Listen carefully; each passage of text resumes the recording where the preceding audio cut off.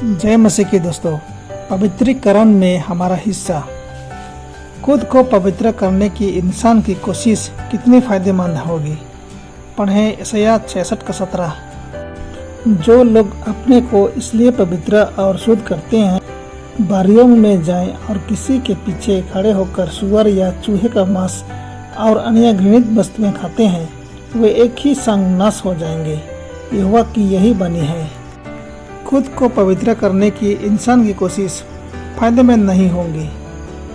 पवित्रीकरण के कार्य में परमेश्वर के साथ हमें क्या सहयोग करना चाहिए। पढ़ें फिलिपियों 2:12 और 13।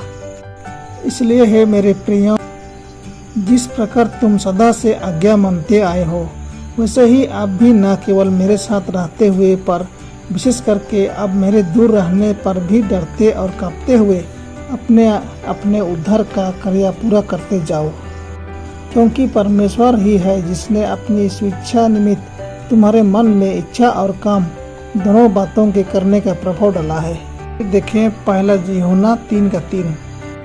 और जो कोई उस पर यह आशा रखता है, वह अपने आप को वैसा ही पवित्र करता है जैसा वह पवित्र है। पवित्रीकरण के कार्य में परमेश्वर के साथ हमें भी अपने आप को वैसा ही पवित्र करना है जैसा वह पवित्र है। हमें अपने स्वभाव की बुरी प्रवृत्तियों से क्या करना है। पढ़ें कुलुस्सियों 3:5-8। इसलिए अपने उन अंगों को मार डालो जो पृथ्वी पर हैं, अर्थात व्यभिचार, अशुद्धता, दुष्कामना, बुरी लालसा और लोभ को जो मूर्ति पूजा के बराबर है। इन्हीं के कारण परमेश्वर का प्रकोप आज्ञा न मानने वालों पर पड़ता है। और तुम भी अब इन बुराइयों में जीवन बिताते थे तो इन्हीं के अनुसार चलते थे, पर अब तुम भी इन सब को अर्थात क्रोध, रोष, वैरभाव, निंदा और मुंह से गलियां बकना, ये सब बातें छोड़ दो। परमेश्वर के वचन में दिए गए निर्देश बुराई के साथ समझौता के लिए कोई जगह नहीं छोड़ते हैं। मसीह के बच्चों को उसका अनुसरण करना चाहिए जहां उसने मार्ग दिखाया है। आराम या स्वार्थी भोग की किसी भी कीमत पर, श्रम या पीड़ा की किसी भी कीमत पर उन्हें स्वयं के साथ निरंतर लड़ाई जारी रखनी होगी। क्या एक बार बचाए गए हमेशा के लिए बचाए गए का सिद्धांत धर्म ग्रंथों से सहमत है, या क्या अनुग्रह से गिरना संभव है।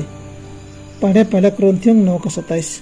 परंतु मैं अपनी देह को मरतक उठता और वास में लाता हूँ, ऐसा न हो कि औरों को प्रचार करके मैं आप ही किसी रीति से निकम्मा ठहरूं। 1 कुरिन्थियों 10:12। इसलिए जो समझता है मैं स्थिर हूँ, वह चौकस रहे कि कहीं गिर न पड़े। 1 यूहन्ना 2:1। मेरे प्रिय बालकों, मैं ये बातें तुम्हें इसलिए लिखता हूँ कि तुम पाप न करो। और यदि कोई पाप करे तो पिता के पास हमारा एक सहायक है, अर्थात धर्मी यीशु मसीह। एक बार बचाए गए तो हमेशा के लिए बचाए गए, यह सिद्धांत धर्म ग्रंथों से सहमत नहीं है। इसे विश्वास रखने से हम अनुग्रह से गिर जा सकते हैं। रिकॉर्डिंग करने वाले स्वर्गदूतों को परमेश्वर के लोगों के संघर्षों का इतिहास लिखने दें।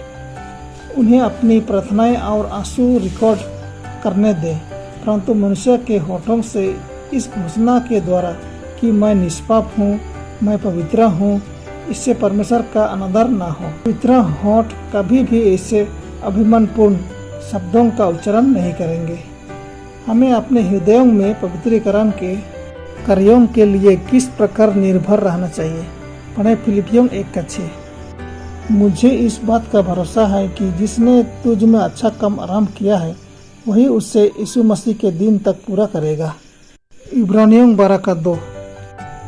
और विश्वास के कर्ता और सिद्ध करने वाले यीशु की ओर तकते रहें, जिसने उस आनंद के लिए जो उसके आगे धरा था, लज्जा की कुछ चिंता न करके क्रूस का दुख सहा और सिंहासन पर परमेश्वर के दाहिने जा बैठा।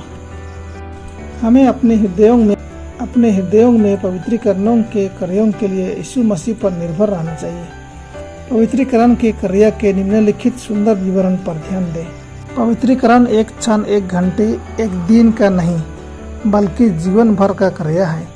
यह भावना की सुखद उड़ान से प्राप्त नहीं होता है, बल्कि पाप के लिए लगातार मरने और मसीह के लिए लगातार जीने का परिणाम है।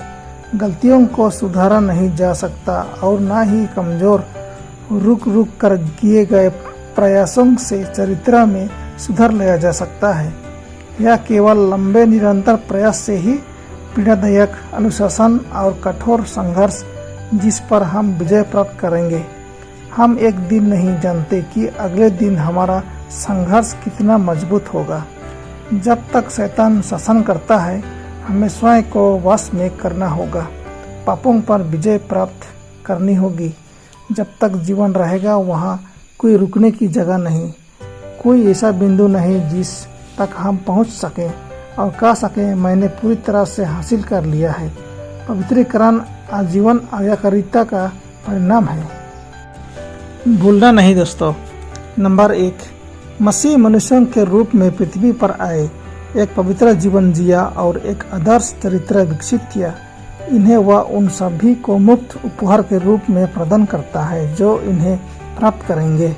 उनका जीवन मनुष्यों के जीवन के लिए है। इस प्रकार परमेश्वर की सहनशीलता के माध्यम से उन्हें अतीत के पापों की क्षमा मिल जाती है।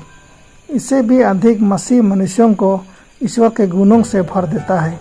वह ईश्वरीय चरित्र की उपमा, आध्यात्मिक शक्ति और सौंदर्य के अच्छे ताने बाने के बाद मानवीय चरित्र का निर्माण करता है। इस प्रकार व्यवस्था की धार्मिकता मसीह में विश्वास करने वाले में पूरी होती है। नंबर 2, आप में मसीह का जीवन वैसा ही फल उत्पन्न करता है जैसा उसमें। मसीह में रहते हुए, मसीह का पालन करते हुए, मसीह द्वारा समर्थित, मसीह से पोषण प्राप्त करते हुए आप मसीह की उपमा के बाद फल उत्पन्न करते हैं। नंबर 3, ईश्वर को सर्वोच्च और अपने पड़ोसी को अपने समान प्रेम करना ही वास्तविक पवित्रता है। नंबर 4, जो लोग गलत क्रिया करने के बजाय मरना पसंद करेंगे वही वफादार पाए जाएंगे। नंबर 5, जब मसीह हृदय में निवास करता है तो संपूर्ण प्रकृति रूपांतरित हो जाती है। मसीह की आत्मा, उसका प्रेम हृदय को नरम करता है, आत्मा को वश में करता है और विचारों और इच्छाओं को ईश्वर और स्वर्ग की ओर बढ़ाता है। परमेश्वर आप सबों को आशीष करे। आमीन।